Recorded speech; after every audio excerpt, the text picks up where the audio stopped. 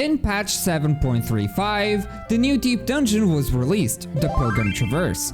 The one content type that people were curious about alongside the Monster Hunter Wilds collab. If you're curious about my thoughts on that collab specifically, go check it out. But in this video, we'll be talking about the new deep dungeon. This will be going into detail of most of the content, so there will be spoilers. So keep that in mind. This video was supported by these wonderful people. If you want to support me and join me in my other FF14 challenges and shenanigans, information will be towards the end of the video, but for now, we continue. So first things first, a little bit of context on my experience about deep dungeons, which is, well, it's none!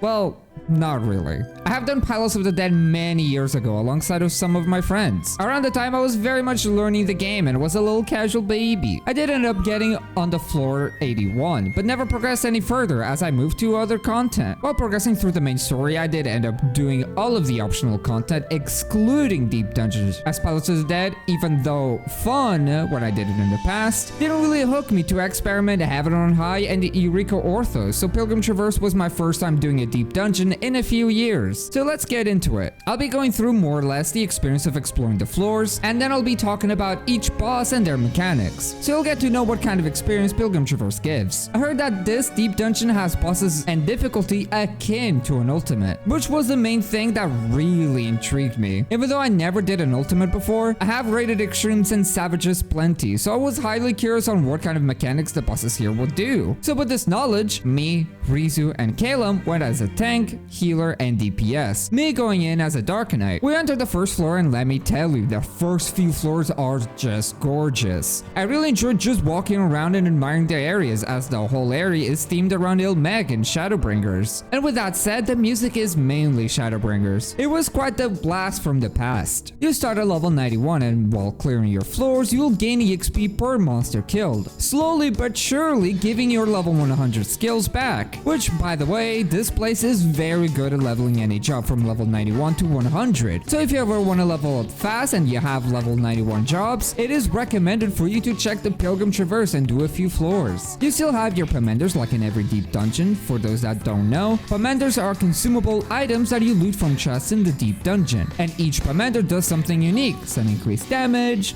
others defense, some increase loot, others reveal or remove traps from the current floor, and many other Pomenders do many other things. In Pilgrim Traverse, you gain access to incenses, which are like super Pomenders. There's 3 of them, one that deletes all of the enemies in the current floor, another one that will increase your maximum HP, and the third one will reveal the entire map of the floor while also polymorphing enemies nearby. These Pomenders really do change on how you handle bosses and handle floors, which makes things pretty exciting. The first thing that I notice is that I take very little damage. It shouldn't come as a surprise as these are the very first floors. But even when I pull the entire floor, they deal so little damage that I don't even need to use mitigation. So I started being more cocky and more careless with how I approach every floor. And let me tell you that later on, I did very much regret it, as the early floors are more like your tutorial floors, as they're letting you learn how a floor usually goes. Another major thing are these candelabras that have a chance of giving you major buffs for the next floor or a debuff.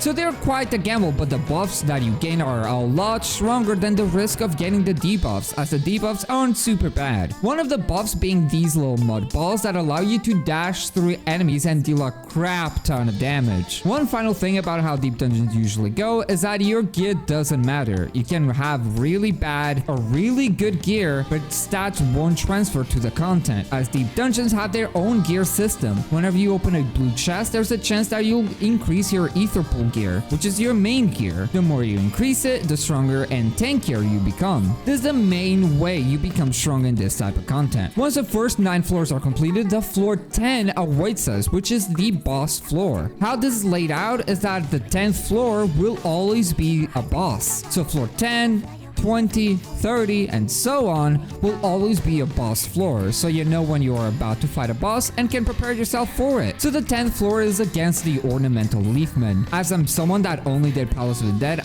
and only know the bosses from there, I was worried if the very first few bosses would be pretty boring and having no mechanics to think about, but I was pleasantly proven wrong, so let's talk about it. This boss will start with a mechanic that will have things on the ground that will eventually explode, so you need to keep track of their movement, and once they do explode, they will spawn extra ads that you need to deal with. Next up, the boss will just jump around for massive AoEs, and honestly, that's it for the fight, as the boss will repeat those two mechanics. And it's not surprising that the boss is super simple, as it is the very first boss of the deep dungeon. The damage you take when you do get hit by mechanics is pretty noticeable, and I'm sure if I was a DPS, I could have easily died there, which is great. A bit of risk and challenge on the first boss floor, I absolutely love. Floor 20 boss is a fun one and very interesting. Rocking the Omega animations, this boss became quite a problem very fast, so let me explain. The boss summons a death floor around the arena, and its first mechanic is a knockback mechanic, and Omega will light up its legs pointing where some AoEs will spawn. Things didn't go super well for us because we had no idea what to expect. The first mechanic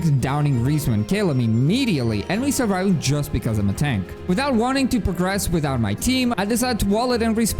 But there's a major thing I forgot, and that is that once the whole team wipes, it means that's the end of the whole run. So for you to try this boss again, you'll need to go through the floor 11 to 20 again. Thankfully, we had a checkpoint that allows us to continue from floor 11, but we won't have that luxury to do that later on, and I'll talk about that.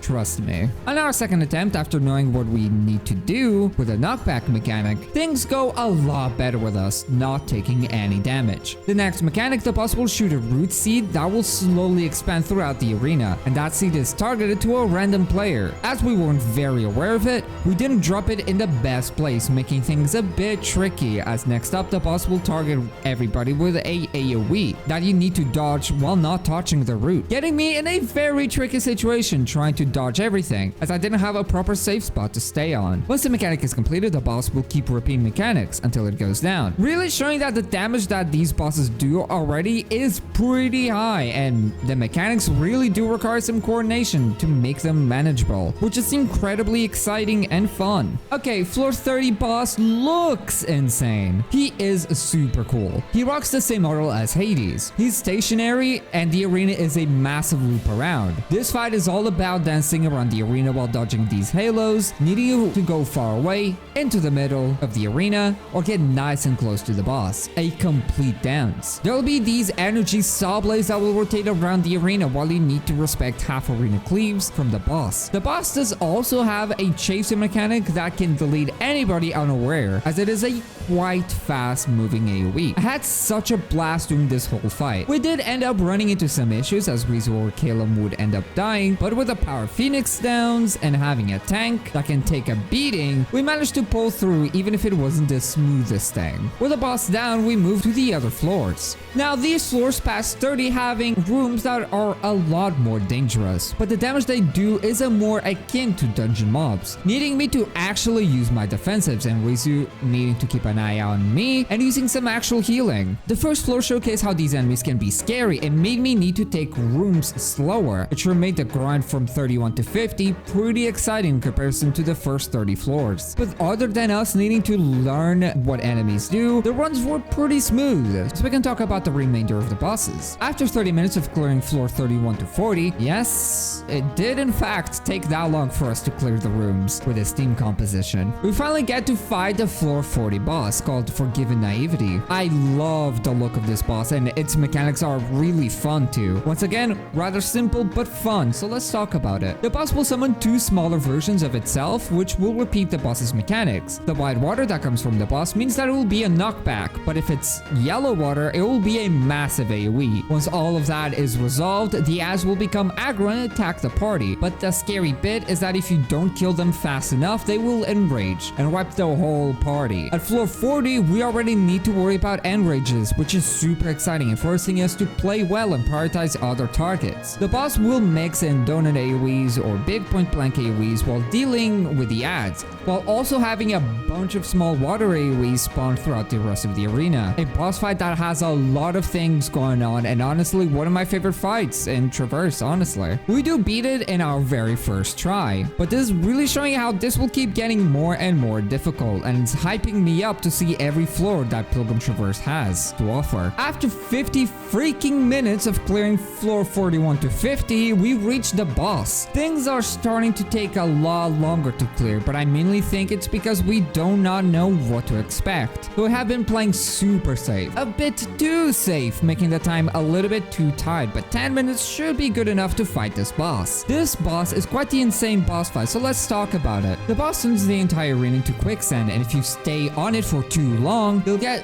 one shot. So what you want to do is that you want to sit on these little rocks so you remain above quicksand and safe. There's tons of AoEs dropping around the whole arena, making almost the whole arena unsafe, needing you to keep moving. After a while, the boss will summon a tornado that will do a massive knockback. A knockback that can be prevented with knockback immunity. The way you want to resolve this is by staying in the sand, as that will prevent the knockback. But you can't stay for too long or you will sing and get one shot. So quite the scary mechanic while managing everything, especially when the boss puts a chaser mechanic on one of us. Oh yeah!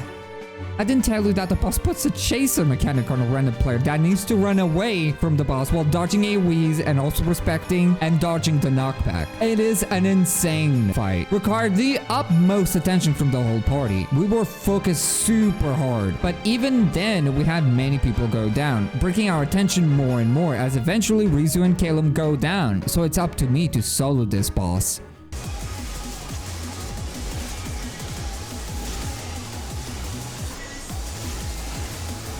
Okay, I need to solo this now.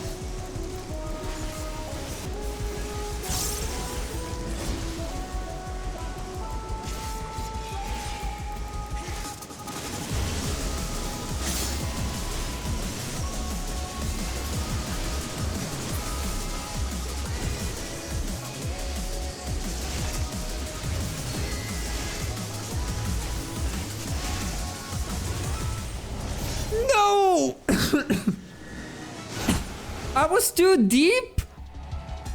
I was too deep in the sand? Yeah, even though we got super close and I'm sure I could have soloed it, I underestimated how long I can stay on the sand, making me go down, which ended in quite the disheartening defeat, as now we gotta go back and re-clear the previous floors. But with the second attempt ready, we go again.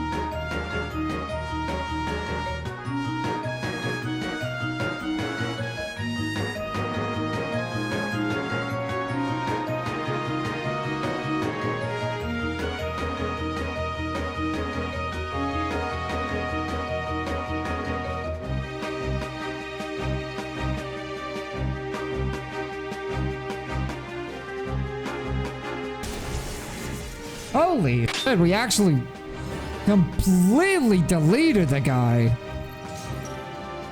Well, we didn't have multiple deaths, which means that we dealt even more damage, but we did it! Nice!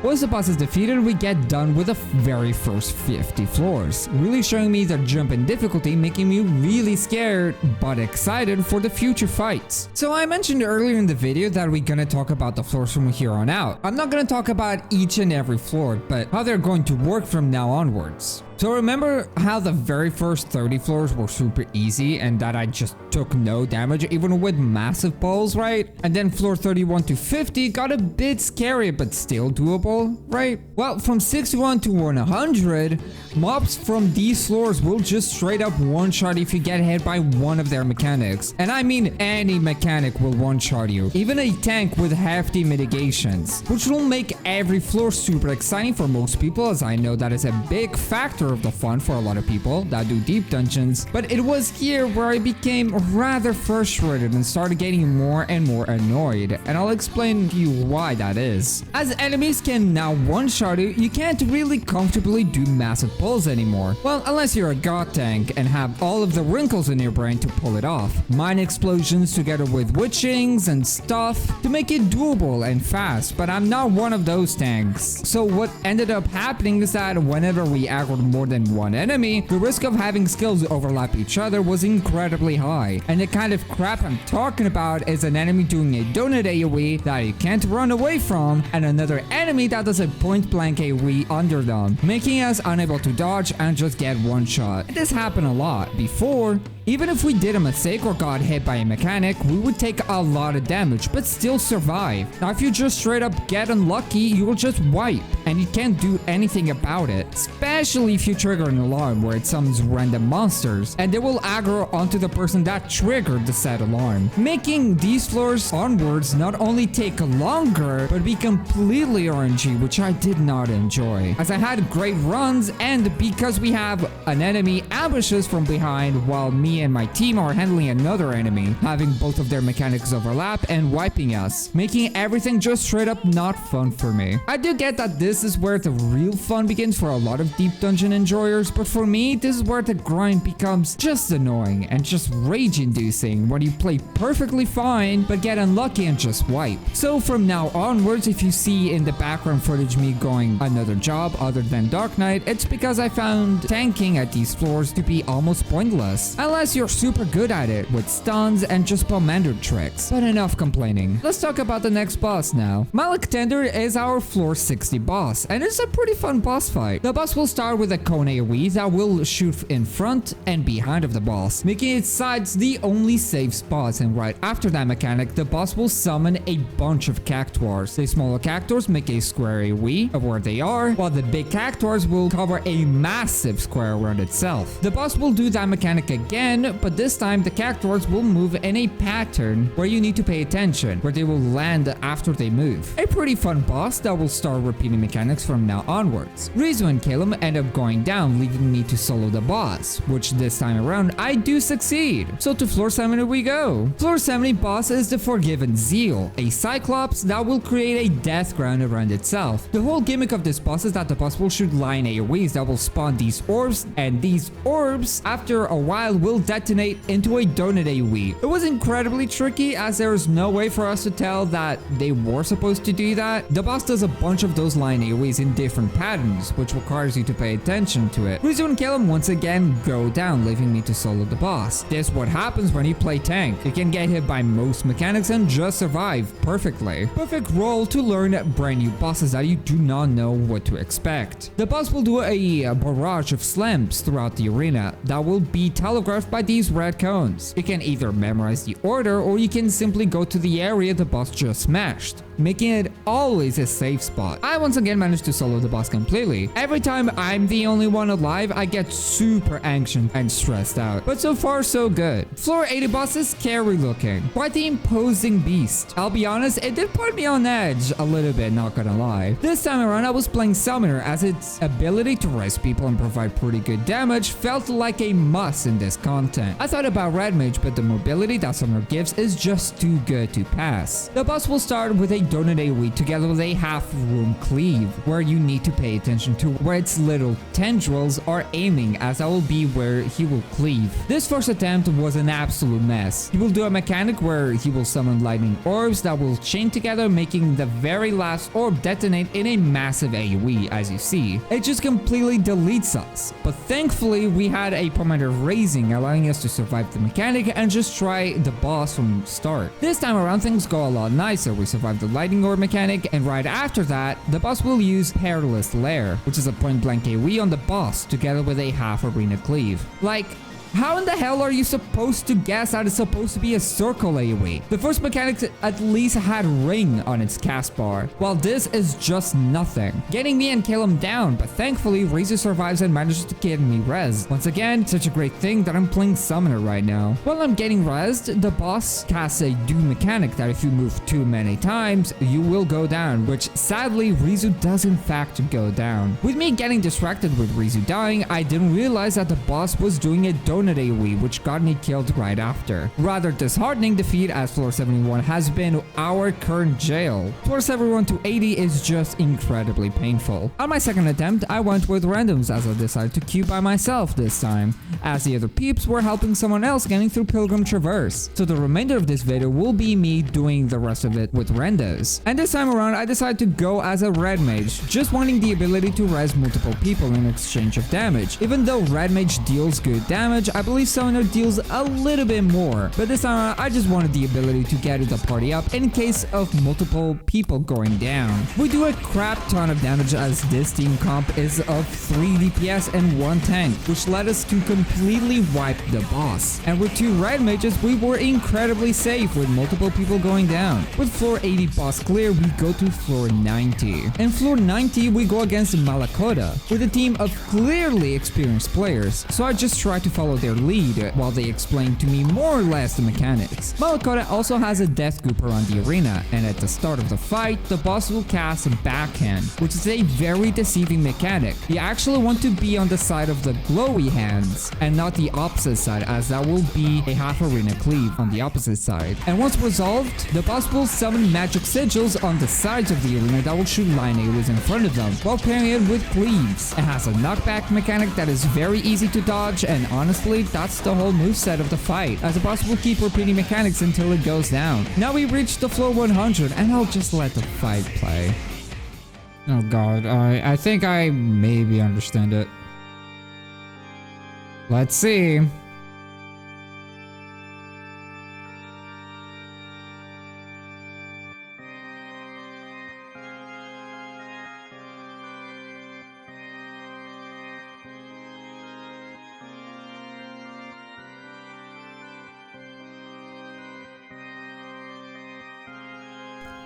Oh. Oh, it's a spread marker on everybody.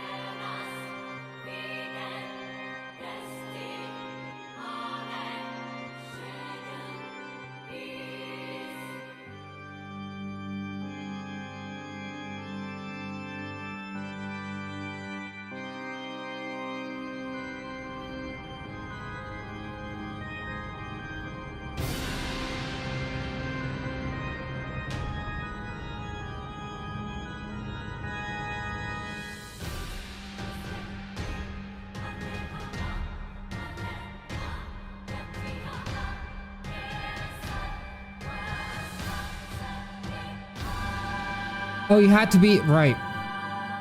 Right. Now what does that do? Is that like horizontal and then vertical?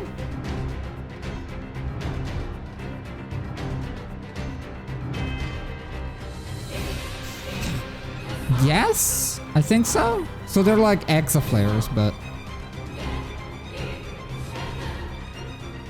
that looks sick. So that is safe there in that corner. So that's Spine Lash. Blades First Light. Will that just kill? Oh, you just bait. I see. So you go white? Yes.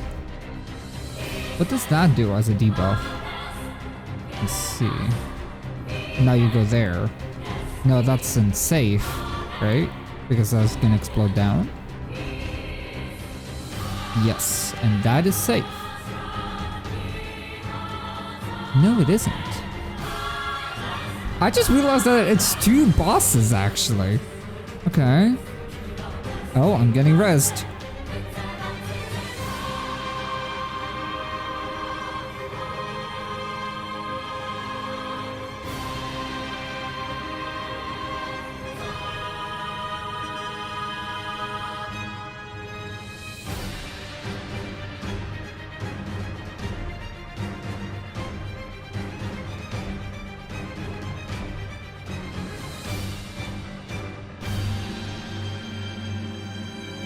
Oh, I see.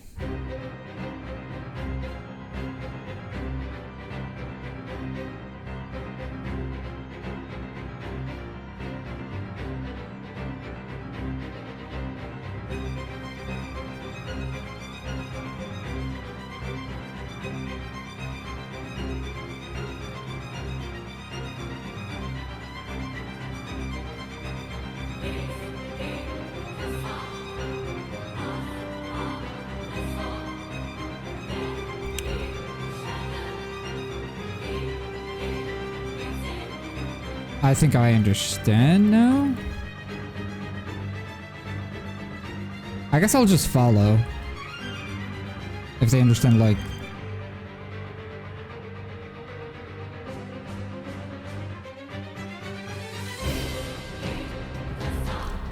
Oh, it happens. Oh my god. Genuinely, it's hard for me to really understand.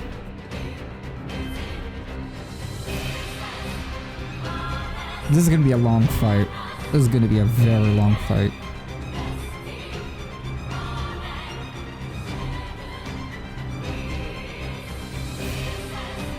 Gotta go again.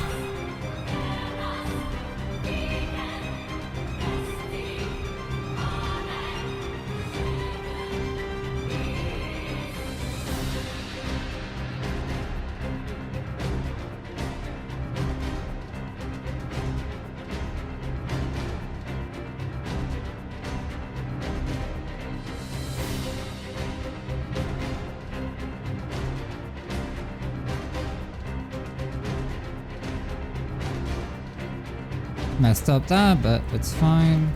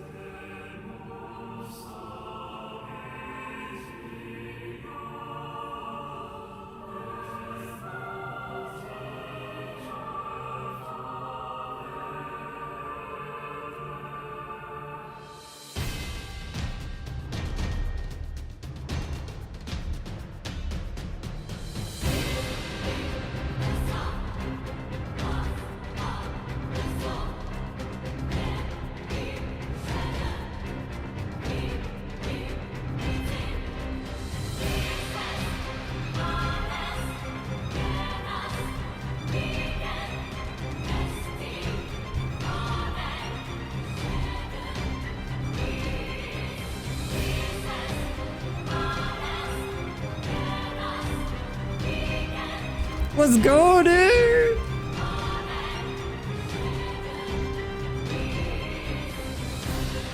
That was insane.